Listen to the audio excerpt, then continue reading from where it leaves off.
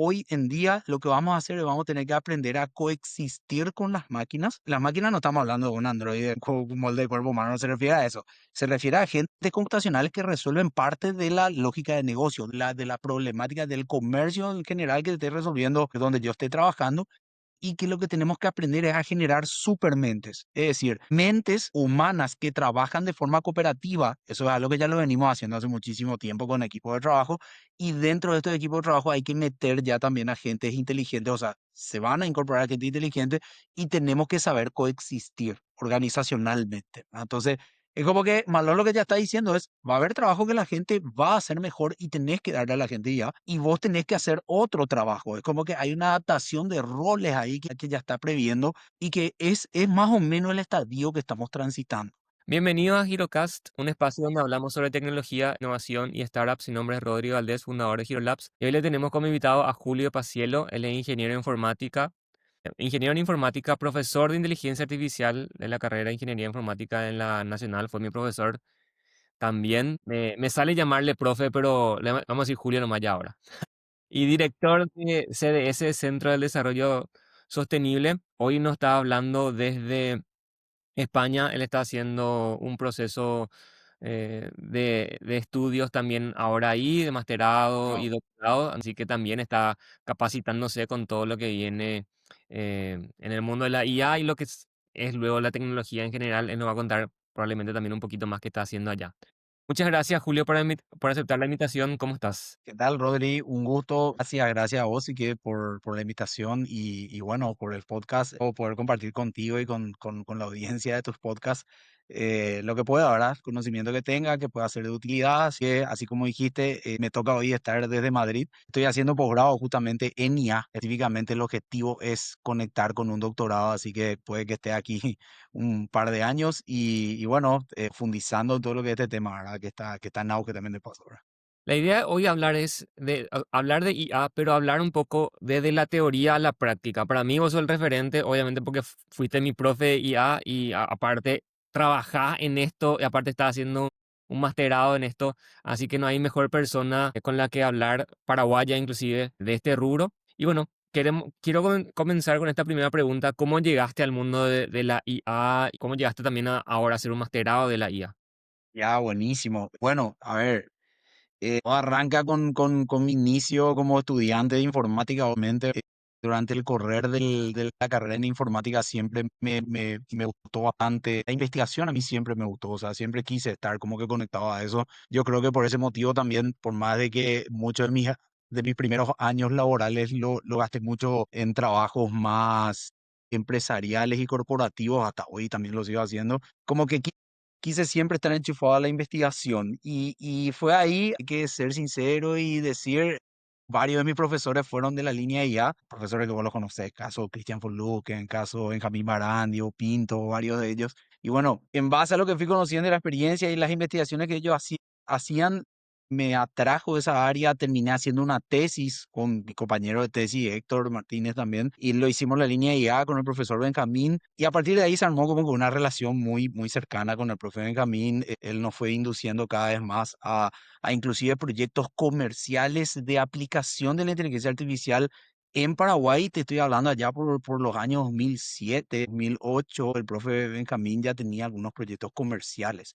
Sí, entonces estamos lejísimos de lo que es un LLM hoy, ¿verdad? Estamos hablando de una IA tradicional, quizás eso después vamos a ir explicando más en el podcast, pero sí me pareció súper apasionante ver que de verdad estos productos salen de un paper y se pueden poner a ejecutarse con datos reales y hay personas que compran ese tipo de productos y que les sirve dentro de un negocio en particular, ¿verdad? Entonces, yo creo que desde ahí, vamos más o menos de esa data, ¿verdad? De la tesis de grado, pasando por los primeros proyectos donde vi esto en ejecución en el mercado. Eso me pareció una muy linda experiencia, salir un poco del laboratorio y verlo funcionando y me quedé conectado. Después, a partir de ahí ya recibí la oferta de la cátedra, ¿verdad? O sea, recordarás bueno, a mí me tocó otro profe de IA, el profe de IA que me tocó, profe bastante bueno también. Su área de especialidad era más networking, era más hardware, digamos, por más electrónica hardware.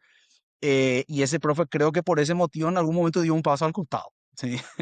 Y ahí dejó abierta la vacancia, agarré desde el 2008, si mal no recuerdo, agarré esa materia Y bueno, y a ella lo uno lleva al otro, ¿verdad? Ya que he conectado medio que de por vida con el área académicamente y actualizando año a año los contenidos. Se vino después el boom este de la IA, muchísimos cambios, muchísimos estudiantes, así como vos, excelentes estudiantes, ¿verdad? Entonces, y bueno, hasta hoy trabajando en eso y con muchísima gente que hoy ya quiere ayudar. Eso sí está bueno, ¿verdad? O sea, hoy hay mucha gente que ya se quiere meter en el área. Anteriormente era más como una materia complicada y que nadie no quería saber mucho, pero hoy está gustando, hoy hay gente que a voluntad como que quiere estudiar esto y ayudar, ¿verdad? Y colaborar. Eso. Mencionabas que en el 2007 empezaban ya a hacer los primeros proyectos de IA en los negocios. ¿Qué tipo de implementaciones se hacían en esa época? Yo entiendo que la IA viene Sí, muchísimo antes que eso, viene también de un de un background sí, también matemático y de cosas que no eran posibles hacer por una cuestión inclusive de hardware, o sea, de equipo. No había forma de poder procesar esa información y eso también fue ayudando. Pero, ¿qué hizo sí, sí. que en ese 2007, 2010 ya empiecen a haber implementaciones y qué tipo de implementaciones estamos hablando? Sí, sí, sí, claro que sí, claro que sí. Bueno, por un lado, ahí tenemos que, como estamos hablando siempre de nuestro mercado paraguayo, ahí tenemos que ver también la coyuntura de nuestro propio mercado, ¿verdad? Nuestro mercado como que primero en los 90 se informatizó recién, ¿verdad? O sea, es como que empezó a tener, por hablarlo bien ya en algo que es muy útil para la IA, empezó a generar datos, empezó a tener bases de datos, sistemas informáticos que populen datos. Y es recién después de los 2000 ya época en que yo ya estaba en la universidad, etcétera, donde empieza a surgir el pensamiento más de inteligencia de negocios. Empieza a aparecer la palabra inteligencia también ahí metida de, bueno, busquemos técnicas que me ayuden a tomar mejores decisiones. A partir de ahí uno se empieza a meter con cuestiones de optimización, porque normalmente la inteligencia de negocios está de alguna u otra forma trata de optimizar algún recurso, sea cual sea, minimizar un costo, maximizar una venta, lo que sea, maximizar una cantidad de clientes, etcétera. Siempre se trata de alguna forma de optimizar un recurso y esas fueron las primeras líneas de aplicación de la IA, donde de un gran volumen de datos que se empezó a tener en diferentes comercios, corporaciones, etcétera, ¿cómo le puedo sacar el jugo a eso? Empezó a haber textos, ¿sí? Y es simpático porque de esta época te estoy hablando así, los primeros textos de Data Warehousing se escribían. De verdad, o sea, antes de eso estaban los libros de base de datos, lo que te enseñaban a tener una base de datos estructurada. Después ya era, bueno, base de datos estructurada la puedes poner en una forma analítica que te ayude a crear, a tomar decisiones más inteligentes. Y sobre esa forma analítica ya era más sencillo empezar a escribir procesos de optimización, por ejemplo. Bueno, y ahí, en el caso mío, que el profe Benjamín siempre fue un especialista del área de optimización, él empezó a aplicar eso. Justamente, lo que se hacían eran optimizadores, muchos de ellos basados en algoritmos bioinspirados en algunos casos, los famosos algoritmos genéticos, ¿sí? Alguna que otra colonia hormiga por ahí también funcionando, algoritmos evolutivos. Empezó como que a haber un pequeño nicho de mercado, son proyectos muy especializados, muy específicos, donde si la base de datos permite y había un lindo dato histórico que explotar, se podrían empezar a encontrar, porque estos terminan siendo problemas combinatorios, eso seguro te acuerdas de las mismas clases, se podrían encontrar de repente soluciones en tiempos razonables, con lo que vos dijiste, también un acceso a hardware ya un poco más potente, tiempos razonables que son soluciones que de repente un ser humano analizando podría estar meses, años y podría no ver. Entonces, los primeros proyectos que trabajé con él estaban orientados a finanzas, optimizaciones, por ejemplo, de cartera de inversiones, también optimizaciones vinculadas a inversiones financieras en general, y eran casi todos optimizar de tratar de tener muchos productos de inversión, por ejemplo, es un típico problema lo que se resolvía con IA, múltiples productos de inversión minimizando los riesgos. Cuestiones como esas, y estuvo muy lindo, escribimos como que simuladores que hacían procesos de backtesting, digamos, de hacer como que validaciones con datos históricos. Hoy en día eso está bastante conmigo, tiene mucho que ver con data mining, ¿sabes? También luego ahí que está el área famosa. Eso como que dio pie después con otros clientes para empezar justamente a meter estas técnicas ya de, por ejemplo, recomendación y demás, ¿verdad? Técnicas de, a ver, tengo base de datos, tengo mis ventas, tengo mis productos, etcétera. Empezar a buscar patrones de productos que van juntos, productos que me conviene, digamos, ofrecer de manera simultánea. Todo, es como que el inicio de ese marketing que hoy en día es dirigido, hoy como que eso se asume que ya es un hecho, pero en aquella época era novedoso. era algo que el comercio tenía solo su base de datos y su sistema y era como que, uff, ahora puedo tener un recomendador, ahora puedo tener un planificador que me ayuda a planificar mi producto y me diga, no, te conviene esto, tanto porcentaje tanto en esto, etcétera, ¿verdad? Entonces, así fue empezando esto, Rodri, en aquella época, ¿verdad?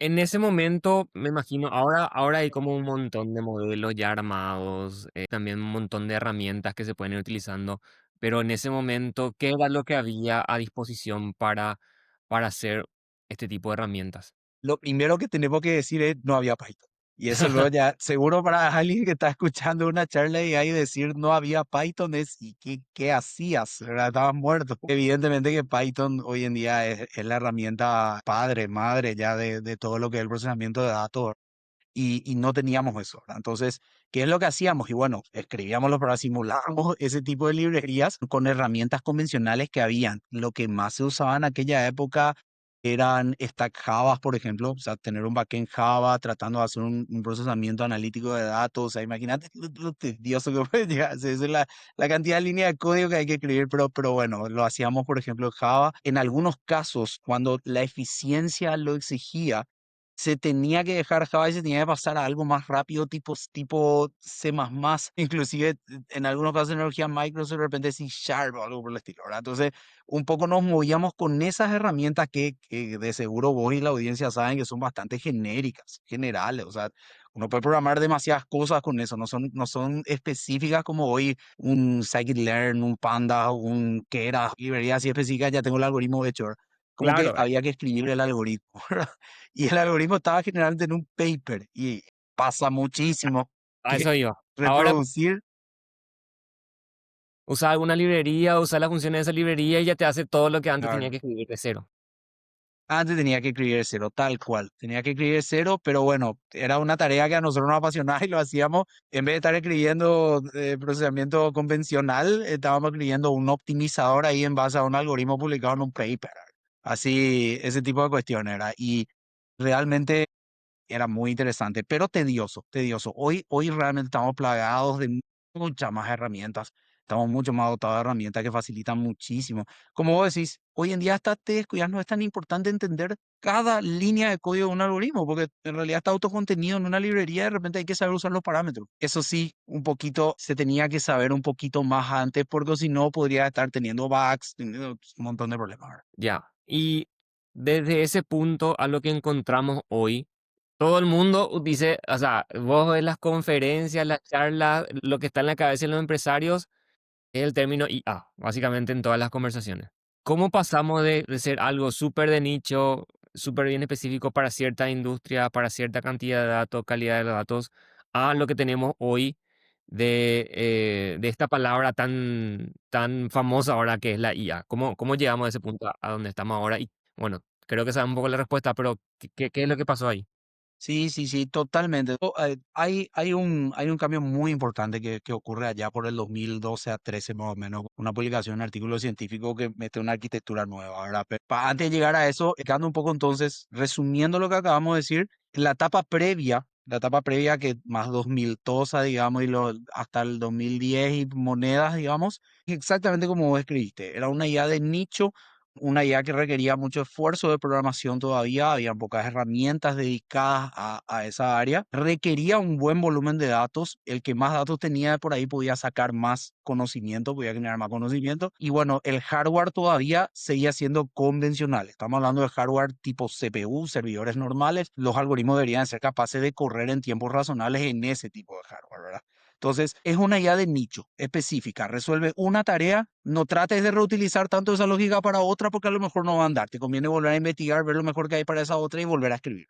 Entonces, de ahí pasamos a, digamos, a nivel mundial, no Paraguay, ¿verdad? A nivel mundial, mucha inversión en hardware, empezar a tener computación en la nube, data centers hiperpotentes, lo que hoy en día tiene Google, tiene Microsoft, tiene Amazon. Ya estamos hablando es como que justo hace poco estaba hablando de eso, es como que volvemos al mainframe donde realmente ya tenemos terminales que poco o nada procesan porque nuestro gran hardware realmente está en la nube. Sí, y bueno, ya no tiene mucho sentido no hacerlo con esa arquitectura porque el hardware que yo puedo llegar a tener, no voy a alcanzar esas especificaciones, me conviene alquilar. tiempito de usar eso, ¿verdad? Entonces, al empezar a tener acceso a eso, eso también potenció, empezaban a salir muchas investigaciones de, a ver, estas técnicas de IA convencionales que de alguna manera tratan de encontrar parámetros óptimos para clasificar, mapear algún input a un output, lo que fuere que quieras resolver, si lo hacemos en arquitecturas muchas más profundas, digamos, que tengan, digamos, muchísimos parámetros, empezó a aparecer ahí el famoso deep learning. Estamos en la transición, ¿verdad? Estamos como en esa transición, empieza a aparecer el deep learning, que realmente el deep learning terminan siendo las técnicas de IA que conocíamos, en específico muchas de ellas basadas en redes neuronales, pero con muchísimos más parámetros. O sea, finalmente lo que le están tratando de agregar es, a ese modelo matemático le están tratando de agregar tantos parámetros más para que sea cada vez más preciso. Pero eso requería de hardware como lo que tenemos hoy en nube. Entonces, al habilitarse ese acceso a la nube a un costo relativamente bajo, empezaron a tener sentido usar este tipo de arquitectura y empezó. Seguro recordarás arquitecturas tipo LSTM, parece un framework que se llama TensorFlow, seguro suenan todas esas palabras. Este es el preámbulo, más o menos lo que estamos teniendo, es la transición. Entonces se empiezan a liberar eso, de repente algunos de esos frameworks eran open source y el framework también, perdón, las herramientas y los fabricadores de estas herramientas empiezan a notar que ese hardware convencional CPU empieza a ser un problema, porque ya prácticamente todo esto es procesamiento matricial, las matrices ya tienen demasiados parámetros y para un procesamiento matricial es mejor utilizar una arquitectura tipográfica, tipo de la GPU que hoy en día conocemos. Entonces, en esa transición empieza, bueno, GPU, y ahí también empieza la inversión en Nvidia, etcétera, que empiezan a fabricar hardware de GPU costosas en aquel tiempo, se usaba para jugar jueguitos, ¿verdad? Hasta hoy, En ahora se aquel sigue tiempo, usando para eso. hace un año nada más, ¿verdad? Exacto, sí, hace poquito lo que empieza a pasar ahora es que empieza un poquito a bajar el precio y a hacer accesible alquilarlo en nube, porque eso era muy difícil. En esta época de transición como que salían como los primeros prototipos de GPU y demás, y era muy difícil que uno lo tenga en su laptop, en un servidor, etcétera, costoso. Y la nube también no era tan barata todavía para ese tipo de hardware. Era barato para el convencional. Entonces, hoy lo que tenés ya es accesible. Puedes estar alquilando por algunos cientos de dólares probablemente, pues puedes estar alquilando un lindo hardware GPU ya donde corras algunos modelos, o puedes estar cargando saldo en una cuenta nube que te da ya un acceso a una infraestructura como esa que corre un modelo, ¿verdad? Entonces, eso creo que fue la transición allá 2012-2013 y aparece, igual estas arquitecturas no eran todavía tan eficientes, ¿verdad? O sea, era como que demasiado poder de cómputo para resolver un problema y las aplicaciones que empezaron a ver fueron más el reconocimiento, de procesamiento de imágenes y demás. Eso empezó a tener un auge muy bueno. También el procesamiento del lenguaje natural empezó como que eso pues tiene todo lo que tiene mucho de gramática y demás. Y hay también un procesamiento pesado, siempre se enfocó de otra forma, se enfocó con técnicas lingüísticas y en ese momento fueron los primeros, digamos, approaches, por decirlo así, los primeros enfoques de hacerlo con técnicas de Machine Learning. ¿Verdad? Porque la técnica Machine Learning, pues, es como que nosotros no escribimos las reglas para solucionar el problema.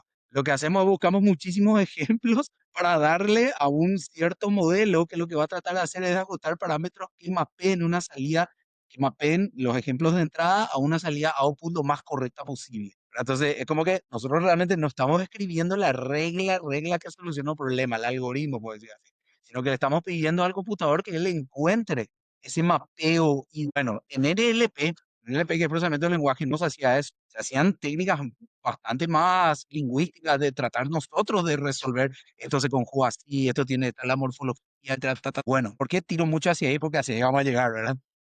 Aparece hacia el 2012-2013 un paper de Google, creo que 2003, no, un poquito más, 2000, hacia 15 ya creo, que es el que propone la arquitectura de Transformers. Así que es que lo único que necesita es atención. Esa es la traducción del artículo. Es un paper realmente. All you need is attention. Attention is all you need. Y es un equipo de investigación de Google que libera eso como open source. Y esa arquitectura de Transformer, que es Deep Learning, es también una arquitectura profunda, red neuronal, etcétera, es como que realmente su eficacia para hacer procesamiento del lenguaje era superior. De hecho, hasta ahora es superior. Y ahí yo creo que se hace el quiebre. ahí se hace el quiebre, empieza a recibir dinero, eso que vos conocés muchísimo cómo eso funciona en Estados Unidos, Europa, etcétera, que empieza una nueva tecnología, empieza ese pico de expectativa, también recibe muchísimo dinero. Nvidia fabrica estos prototipos que ya dejan de ser prototipos, ya empieza a inundar las nubes con su hardware ya de GPU, todos estos modelos A, todo lo que conocemos también hay muchísimo hoy en día y el acceso empieza a ser un poco menos costoso para ese tipo de hardware y es ahí donde nace, donde estamos hoy. Hoy realmente estamos con una de las líneas de la IA que le estamos llamando IA generativa a esto, que realmente se basa en una arquitectura de deep learning, una arquitectura de red neuronal profunda basada en Transformer, el artículo científico este que te comento que se liberó. Y es gracias a la liberación de ese artículo que empiezan a proliferar montones de proyectos. OpenAI, Google también saca, recordará que sacó un producto que se llamaba BART inicialmente y después mudó a Gemini y así. También después Microsoft sacó Copilot, o sea, lo mejoró, creo que lo adquirió y después lo mejoró. Hoy en día ya lo está integrando con ChatGPT.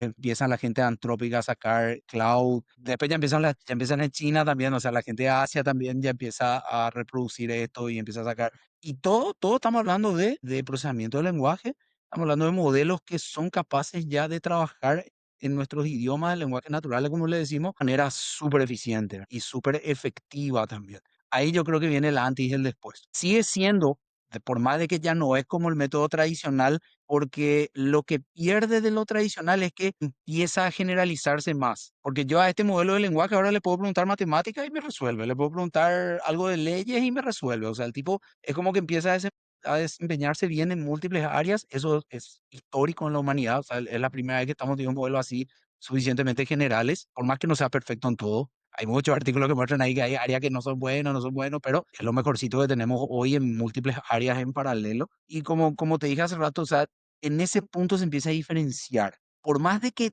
técnicamente todavía no es totalmente autónomo.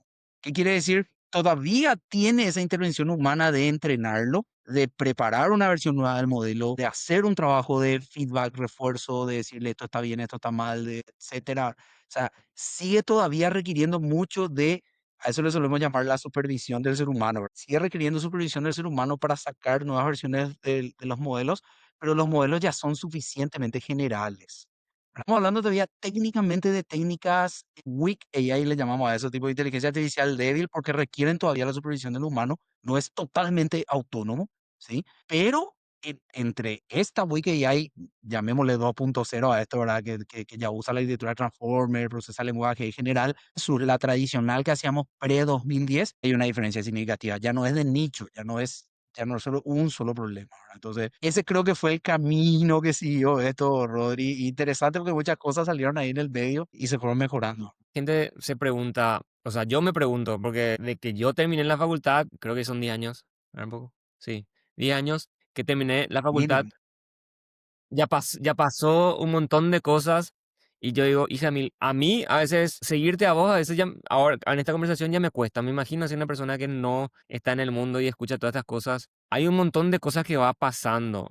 Y desde el punto de vista de un ingeniero informático que de repente es más tradicional, que programaba de manera tradicional y de que estaba acostumbrado a hacer las cosas de cierta manera, ahora con todas estas herramientas y con todo lo que está sucediendo con el tema de IA, cómo uno se, vamos a decir, se pone al día con todas estas cosas que va sucediendo. Ya, buenísima pregunta. Y vos sabés que para el que, vamos a suponer que una persona se dedicó a hacer programación, ponerle de dispositivos móviles y nunca miró nada de IA. A esta Ujú. altura del campeonato, yo ya no le recomendaría a esa persona que haga todo el circuito. Ya no hace Claro. falta que mire TensorFlow, ya te saltas todo y te vas a lo nuevo, porque hay muchas cosas que sirvieron simplemente como escalones para llegar a donde estamos hoy, ¿verdad? Entonces, hoy, por ejemplo, si realmente queremos meternos fuerte en la IA generativa, debería luego ya ser la IA generativa el norte, porque es la que llegó para quedarse. Esto es como una revolución industrial, una tecnología que va a entrar y ya no la vamos a poder sacar, es disruptiva. Entonces, nosotros, los informáticos, digamos, lo primero que deberíamos hacer es tener el conocimiento técnico de, existen modelos prefabricados ya de esto, se pueden usar a través de APIs, digamos, hay interfaces con la que yo puedo interoperar con estos modelos tendríamos también que aprender un poco. Yo recomendaría saber un poquito de, hoy se le llama a esto ML Ops, digamos a esto, ¿verdad? Tipo lo que es el DevOps, pero de IA. Tendríamos que saber cómo se despliega esto también, porque generalmente eso también en el negocio es importante. Hay veces que uno puede usar computación nube, entonces está bueno que tomemos cursos de cómo desplegar esto en computación nube, porque tranquilamente se puede, por sobre todo que sepamos costear, ¿verdad? Por ejemplo, versus, ¿qué me conviene más? ¿Alquilo nomás una instancia de GPU y yo monto todos los modelos ahí? O cargo saldo en OpenAI y uso de alguna forma el modelo de OpenAI que ya está ahí, que es más barato. Y de seguro, todas esas preguntas son, depende, depende del uso y de la intensidad que le vamos a dar, y sí o sí va a haber un punto de inflexión donde me conviene nomás usar ChatGPT de forma directa, pero si ya mi volumen de uso es demasiado grande, a lo mejor me conviene tener mi propia GPU vista. Entonces, ese tipo de preguntas también el técnico debería de hoy en día estar capacitado de alguito, entender por lo menos. Y después, la última está, quiero montarlo on-premise.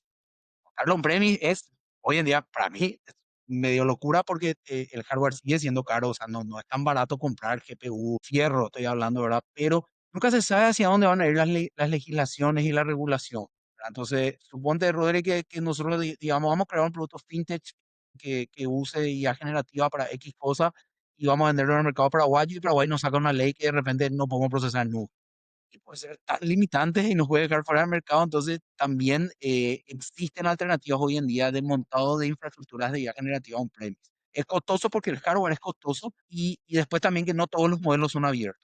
Por ejemplo, GPT no lo Eso te puedo iba a instalar decir on-premise. licencias, No lo puedo, porque ChatGPT su modelo ¿no? no es open source. Lo mismo Ya. Gemini. Gemini no puedo instalar on-premise. Ahora, DeepSeek puedo, por darte un ejemplo, ¿verdad? Después, que también sí puedo, los modelos que Meta lanzó, por ejemplo, Llama 3, Llama 4, esos los puedo montar. Y hay un montones de más porque hay como que muchas comunidades científicas que van sacando modelos y uno los puede probar. Y también ya hay infraestructuras open source para montarlos. Por ejemplo, Ollama. Ollama es una infraestructura muy interesante que es como que un motor de modelos. Es una herramienta que lo puedo instalar on-premise y me permite levantar diferentes modelos encima y usarlos también a través de API. Mi aplicación móvil, mi web, lo que sea, va a interoperar, digamos, con esto a través de API. Entonces, finalmente, yo creo que para el técnico yo recomendaría eso. Lo primero, tenemos que entender la IA generativa, que son modelos preexistentes, preentrenados. Probablemente nosotros no vamos a lograr, nosotros como personas físicas, entrenar modelos. Lo que vamos a hacer son usuarios de modelos ya entrenados, pero la forma de usar siempre probablemente va a ser por API, y las API pueden ser a nube, servicios nube, pueden ser digamos, a servicios nube de proveedores, luego ya de modelo de IA generativa, o servicio nube de proveedor de plataforma de cómputo generativo tipo de GPU, o puede ser un API a una infraestructura on-premise que yo lo pueda montar con los costos que eso conlleva, ¿verdad? Entonces, yo creo que eso es lo primero. Y luego, las herramientas para usar estas son, la gran mayoría de todo Python, ¿verdad? Así que sí o sí hay que darle una mirada a Python, las librerías de procesamiento de datos. Generalmente cada proveedor tiene ya su módulo Python también, que uno lo puede instalar para hablar con un modelo específico. Caso OpenAI, por ejemplo, tienen todos. Así que después ya es una cuestión ya de ir aprendiendo cómo aprender un nuevo framework, ¿verdad? Después Ujú. ya no es tan complejo, sino es más como aprender un framework más. Yo le veo esto, por ejemplo, como aprender a programar en Assembler o aprender el core algo así como aprender esa clase de cosas que hoy, que en ese momento, hace 10 años, aprendíamos en teoría para entender los conceptos, pero a la hora de la verdad ya están los frameworks, los lenguajes de programación, lo Ya mismo está. con AI. O sea, tengo que entender, obviamente, qué es Machine Learning, cómo funciona un algoritmo de Deep Learning, todas estas técnicas que existen, pero no me voy a poner a hacerlas, sino que tengo que entender teóricamente esto como para poder después utilizar alguna herramienta que me abstrae de todo ese conocimiento teórico, y poder utilizarlo directamente en mi día a día. ¿Sería algo así? Así mismo es tal cual como describiste, o sea, no sé, es como que, digamos, cualquier librería que hoy usamos para una programación muy básica, nomás luego probablemente nosotros estamos usando nomás ya un widget que ya existe, por ejemplo, pero no estamos dentro del detalle exacto de cómo hizo para que tal efectito y tal cosita y funcione con tal modelo específico, ta. Eso a veces ya está abstraído. Lo mismo pasa acá. Acá hay módulos digamos, los instalamos directamente como librerías y empezamos y somos usuarios de eso. O sea, ese es el caso de uso más convencional para los programadores hoy. Sí, ya empieza a haber un poco de teoría también de cómo puedo de repente usar mis datos propios. Y ahí sí hay una teoría linda que hoy en día eso es punta de lanza. Hoy se le llama rack a eso. Entonces creo que es una palabra que te ha de sonar también en el mundo de, de la IA generativa. Y el rack, que es tipo, en inglés sería tipo Retrieval Augmented Generation, de creación aumentada de recuperación. Palabra simplísima, Rodri, no es más que cómo meto mi base de datos a estos modelos. O sea, tipo, yo quiero que Para darle todo realmente, contexto. mm, claro, como son modelos preaprendidos, no me interesa a mí todo lo que él haya aprendido en internet y de todo lo que le haya mostrado, sino yo lo que quiero es que aprenda de mí. Vamos a suponer, nosotros somos un banco. Yo lo que quiero es que aprenda de mis políticas del banco, de mis reglamentaciones, de mis leyes, de mí todo lo que da, de mis productos, etcétera. Entonces, eso hoy se está englobando en un área que es RAC. ¿Qué significa luego eso? Aumentar el conocimiento del modelo y tiene también algunas cositas, tiene ya algunas teorías detrás y siempre somos usuarios, vamos a seguir siendo integradores de herramientas ya existentes, pero está bueno que el técnico, por ejemplo, si lo quiere profundizar, empiece a entender sobre RAG, ¿verdad? Porque ahí se usan bases de datos vectoriales, por ejemplo, se llama, ¿verdad? Que es base de datos donde en realidad, como yo tengo volúmenes y volúmenes de información, porque ahora el dato ya puede ser un archivo PDF, el dato ya puede ser una página web, el dato ya puede ser cualquier cosa. Ya realmente no hay problema porque desbloqueamos el uso del lenguaje. Básicamente está desbloqueado el uso del lenguaje. Entonces cualquier cosa sirve, que básicamente estas bases de datos lo que permiten es justamente vectorizar, que es como que la palabra digitalizar esto a un formato entendible por los modelos de IA y lo vamos metiendo. Es como que estas técnicas de RAL lo que hacen es esa, ¿verdad? Digitalizar esto como sipear, si lo queremos ver, empaquetar, poder meterlo al modelo y luego le hacemos consultas específicas sobre esos datos. Eso es algo que está en punta de lanza hoy. El técnico que ya hizo la primera parte que dijimos, ahora que ya sabe hacer por API, ya entiende un poco cómo desplegar, probablemente el segundo módulo que tiene que hacer es RAC. Yo creo que por ahí va el camino, ¿verdad? Yo creo que es el camino que tenemos que ir haciendo para poder ofrecer, porque la gente hoy espera, o sea, como ve soluciones como ChatGPT, espera soluciones a medida, por ejemplo, con esa misma calidad o con esa misma inteligencia de una manera. O sea, él no sabe cómo funciona, pero quiere un ChatGPT, ¿entendés? Quiere poder preguntarle cosas a este agente sobre su negocio y que le pueda responder. Y ahora nosotros, informáticos, tenemos que ver de qué manera podemos brindarle esos servicios que hoy parecen ser, entre comillas, comunes para los usuarios, que nosotros tenemos que aprender a hacer o a utilizar en el día a día. Tal cual, coincido plenamente, ¿verdad? O sea, y por eso te digo, el RAG está bastante en auge con eso para poder usar los datos propios, porque es lo primero, cuando realmente entras en un negocio corporativo, digamos, empresarial, y donde querés usar de verdad, ya no es un juguete, ya no es un chat nomás que le voy a preguntar un soporte técnico, ya no es eso. Ahí sí te va a decir, no, pero espera, yo tengo datos, yo tengo muchísimo conocimiento aquí en esta base de datos, yo quiero sacar de ahí la información, ¿verdad? Entonces, es sumamente importante que aprendamos a hacer eso porque es la exigencia que nos van a pedir los clientes. Es como decís, así va a venir. Y desde el punto de vista del usuario, de la persona que no está en el rubro de tecnología y está viendo que todas estas cosas pasen, por ejemplo, desde el punto de vista de negocio, ¿qué es lo que tiene que hacer esa persona para entrar en este mundo de la nueva generación de IA? Sí, sí, sí. Vos sabés que eso es fundamental porque aunque no creamos, es el grueso de la población. O sea, el informático es el nicho, ¿verdad? O sea, así es un grupito pequeño de personas que van a tratar de crear soluciones, pero el grueso de la población que trabaja en cualquier rubro, en realidad está ya inmerso en un mundo donde, como dijimos recién, es disruptivo. O sea, a estas personas les cae a todos, ¿verdad? Nos cae como una revolución industrial y es una tecnología que capaz nosotros, bueno, gracias a Dios para nosotros es tecnología, entonces capaz lo sabemos usar, es un martillo que sabemos agarrar, pero para muchas personas estos son martillos que no tienen ni idea de cómo agarrarlo y de qué tipo de clavos pueden clavar con esto, ¿verdad? Entonces, yo creo que lo primero que todo tipo de persona tiene que hacer es primero luego mentalizarse y concientizarse de que esto llegó para quedarse y no pueden decir no lo voy a hacer o aprender porque realmente van a quedar rezagados y fuera de un sistema productivo que ya no va a dejar. ¿Por qué si esto mejora en costo-beneficio, alguien dejaría de usar este tipo de tecnología, verdad? Es como que en el antaño digamos, bueno, ¿sabes qué? No me gusta la electricidad, quiero no tener electricidad. Hay cosas que no se pueden desenchufar. Bueno, esto no lo vamos a poder desenchufar. Entonces, lo primero, generalmente, luego este tipo de personas, dependiendo del nivel de madurez tecnológica que tienen, a veces arrancan con una concientización. No, espera, esta es una nueva herramienta que tiene que estar y que tenemos que apropiarla. Y a partir de ahí, ya yo les diría sí o sí una capacitación de un módulo básico, por lo menos, de cómo se usa una IA generativa. Porque eso tiene mucho valor, el modo de usar, porque es una interfaz, como bien sabemos, una interfaz ya de lenguaje natural donde le podemos hablar como queremos, pero ese lenguaje natural no es como Google. Y nuestro target de persona, de alguna forma, es como que ya está entrenadísima y capacitada para usar Google. Pero Google no es una IA generativa. Google funciona con keywords, palabras clave, y donde tengo que ir refinando, refinando, refinando hasta que realmente es más un filtrado, hasta que realmente entre los 3 4 resultados tengo lo que busco. Entonces, y esta IA generativa no funciona así, funciona así. Con esta me tengo que comunicar exactamente como con mi mismo idioma, le tengo que pedir lo que quiero y esa forma, esa es la forma de pedir es muy importante, porque es ahí, a eso le llamamos prompting en inglés, ¿verdad? El famoso prompting.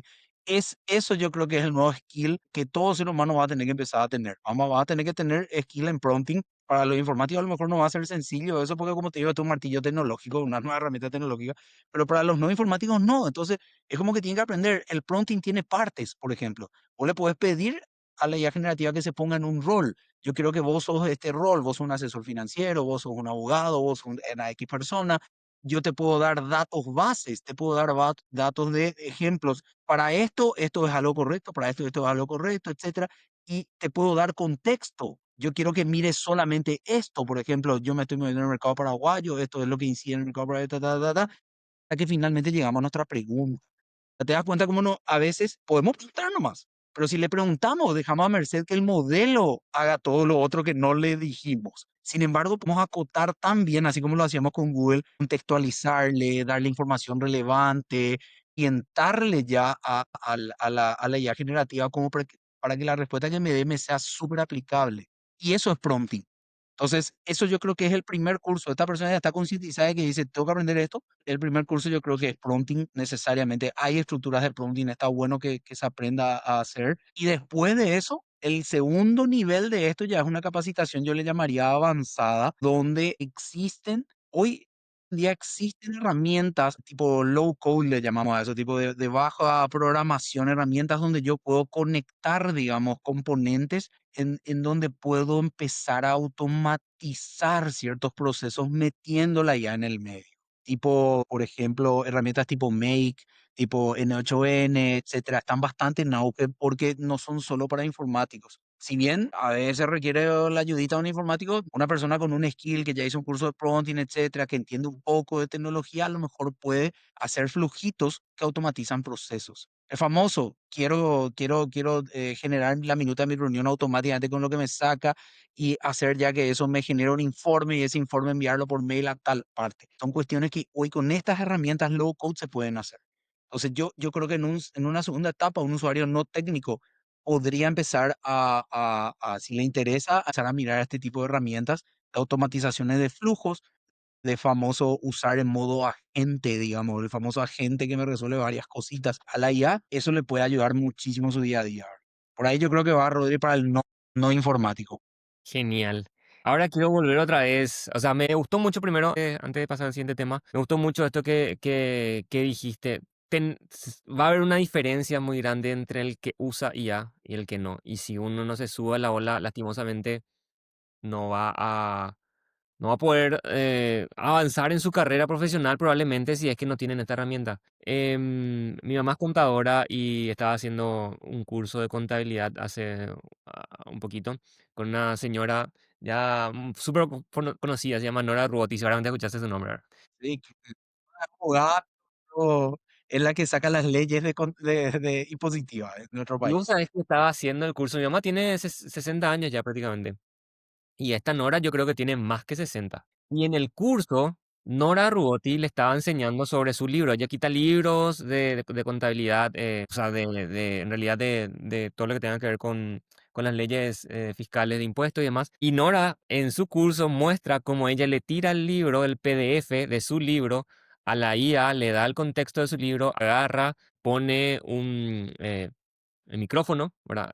Modo micrófono, y le habla a la IA y le hace una pregunta así súper, súper detallada y la IA le responde con relación a su libro. Y su público es un público de contadores, más contadora. Aparte de tener 60 años, los contadores en general luego son un poquito menos o sea, son más cuadrados generalmente, ¿verdad? Que otros rubros. Y me pareció súper interesante como Claro, en este caso, mi mamá, viéndole a Nora, dijo, ah, mira, si Nora usa, yo también tengo que utilizar y cómo realmente me puede servir esto en el día a día. Y yo pienso, aquellas personas, en cualquier rubro que sea, que no están utilizando esto, van a competir con personas en ese rubro que sí utilizan y van a tener esa ventaja competitiva.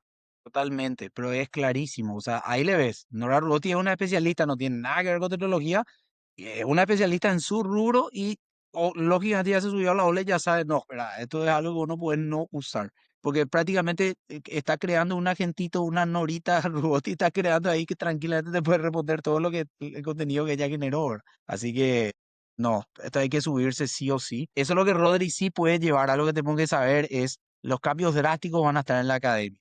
Ahí es donde no podemos sentarnos, cruzarnos de brazos y sentarnos ahí en el esperar ahí a ver qué pasa, porque también nos va a sobrepasar. Los métodos convencionales académicos que usamos para enseñar probablemente los vamos a tener que adaptar porque no tiene lógica y sentido alguno que digamos no. Sabes que en la academia uno puede usar IA generativa. Eso no tiene lógica, ¿verdad? No tiene lógica. Vamos a tener que empezar a coexistir porque hoy en día lo que nos pasa a nosotros los profes es que nuestro mecanismo tradicional de evaluación, una IA generativa te resuelve en 3 minutos y no tiene más lógica. O sea, no tiene más lógica yo a un ser humano le pida algo que un computador le va a resolver en 3 minutos. Porque el día de mañana, cuando en el negocio le pidan eso y él tenga el sin IA y el con IA, va a usar con IA porque no lo haría si en costo-beneficio es mejor, ¿verdad? Entonces, por El eso, famoso de rendir el sin golpe es ese. calculadora. No tiene sentido No rendir sin tiene sentido. calculadora. Ese sentido, ya no vamos más, no hace falta que aprendamos a hacer una raíz cuadrada de memoria. No hay persona que vaya a gastar tiempo en eso, en su trabajo real.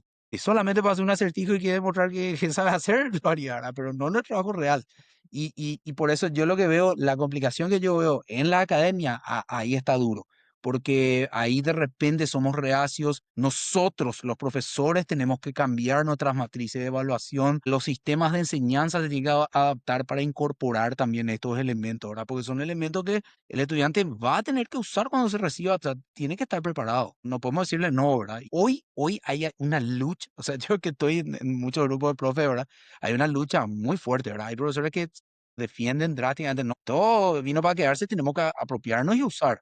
Y hay otros que dicen no, porque esto realmente es como que me quita más o menos ya mi rol, ¿verdad? Acá, ¿verdad? O sea, ya todo lo que yo enseño veo que no tiene sentido, ¿verdad? Entonces, lo duro va a estar por ahí, ¿eh? La academia va a estar, es duro el cambio que hay que hacer. Por último, Julio, ¿qué libro le podrías recomendar? Acá yo se me lío libros, puede ser video de YouTube, curso, lo que sea, que quieras recomendar a la audiencia que nos está escuchando hoy, de este tema o de cualquier Ya, otro tema que te interese. También que le dejes ahí con, picando la pelota a la gente para que vaya viendo más. buenísimo, buenísimo. Bueno, vamos a hacer una separación, ¿verdad? Tipo no técnico general y después un poquitito técnico, pues técnico hay también muchas cositas. En lo no técnico, a mí me gusta leerle a una persona, siempre suelo recomendar que es Tomás Malone, es un profe del MIT y que viene escribiendo estas cosas desde el año 2002, ¿no? Como sabrás, los libros de repente hay mucho que es teoría y que después se va volviendo realidad, ¿verdad? Y desde ese año que ya acerca de la relación laboral y el rol laboral del humano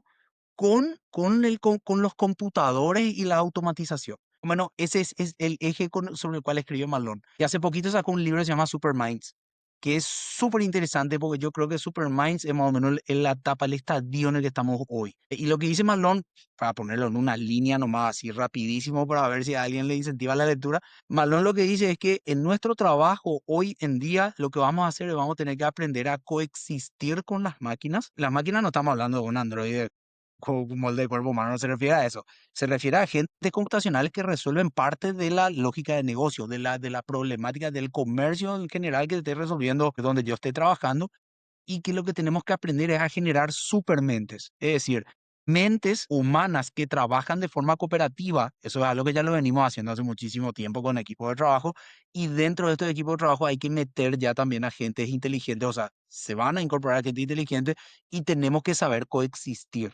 organizacionalmente, ¿no? Entonces, Es como que Malón lo que ya está diciendo es, va a haber trabajo que la gente va a hacer mejor y tenés que darle a la gente ya, y vos tenés que hacer otro trabajo. Es como que hay una adaptación de roles ahí que ya está previendo y que es más o menos el estadio que estamos transitando.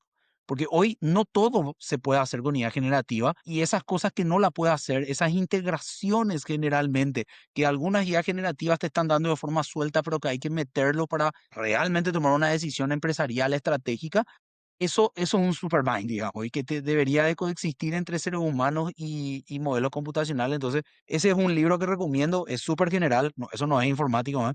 Es mucho más así, organización del trabajo, el trabajo del futuro, ese tipo de cosas. Después, si queremos leer así tipo antropología, luego de esta cosa, está siempre Harari. Harari es palabra en eso. Él sacó ahora un nuevo libro, Nexus. Harari ya tenía el libro Sapiens, que es una locura, de más o menos nos hace un recorrido entero de todo lo que es la antropología del ser humano, ¿verdad? Y ahora lo que hizo fue sacó como que una antropología tecnológica, tipo de todo lo que es la comunicación y la red de comunicación y la información, como de eso, desde la época de la edad de piedra, más o menos, como de eso llegamos a una IA hoy en día, aún pasando por un internet y todas esas cosas, ¿verdad? Entonces, Harari está muy bueno, su visión es mucho más histórica, historiador, antropológico, pero está bueno también para entender de que en realidad estas son evoluciones a necesidades que hasta el hombre de la edad de piedra tenía, ¿verdad? De comunicarse, ¿verdad? Entonces, de repente de resolver cuestiones con tecnología, por decirlo así, ¿verdad? Y eso es lo que fue evolucionando, ¿verdad? Esa tecnología. Es simpático porque empieza con una historia de una paloma, ¿verdad? Entonces, la paloma era la tecnología y hasta llegar a un internet con bits y todas esas cosas.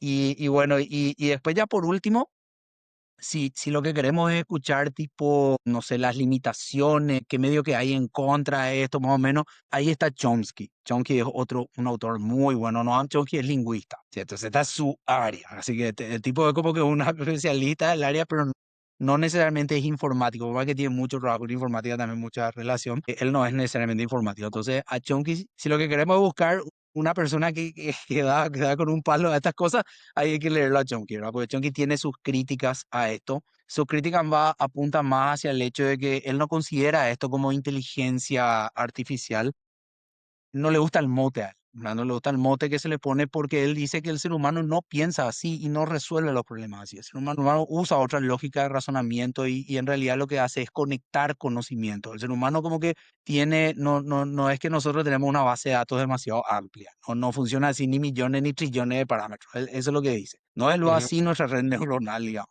La red neuronal tiene muchísimo menos puntos, pero y el conocimiento está en los patrones que están aprendidos ahí. Entonces lo que nosotros hacemos como que una lógica deductiva después, para, como que algunas cositas sabemos hacer ya medio de memoria instintivamente y hay otras que vamos aplicando deducciones sobre los patrones que tenemos hasta llegar a un conocimiento más complejo. Eso es lo que dice Chomsky. Así funciona la mente humana, dice, y estas ya no funcionan así. Estas ya son volúmenes y volúmenes inmensos de datos y básicamente una gran búsqueda ahí probabilística de qué es lo que viene después de qué. Entonces, por eso, si se quiere leer un poco los caños que le da Chomsky, también está bueno. Y está bueno porque inspiran, ¿verdad? Inspiran y van viendo también en qué es bueno y en qué no. Van diferenciando también con nuestra inteligencia, porque a veces nosotros como humanos necesitamos también saber eso, porque a veces tenemos miedo de esto no va a sustituir, esto no va a cambiar. Pero de repente le lee a alguien como Chonky y dice, pero qué, sí, esto es una tecnología que no es luego como vos, o sea, no piensa como vos, no vaya a creer eso, ¿verdad? O sea, esta tecnología te va a ayudar en ciertas cosas, pero no te va a reemplazar.